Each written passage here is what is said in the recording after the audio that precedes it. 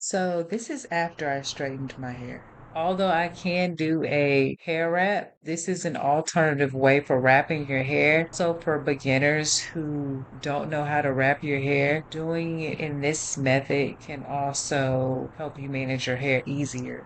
Over the years, I've been testing a variety of products to see what my hair likes best. And while I'm doing that, I only need to use one of these sections of my hair. So that's what you see here. When you're doing your hair solo, it's important that you take your time. Nobody ever started out of the blocks extremely fast without training and got to the finish line in a reasonable amount of time. You have to practice and you have to work your way up to the accomplishment that you want. It's not always about being the first one there if you're trying to master your technique.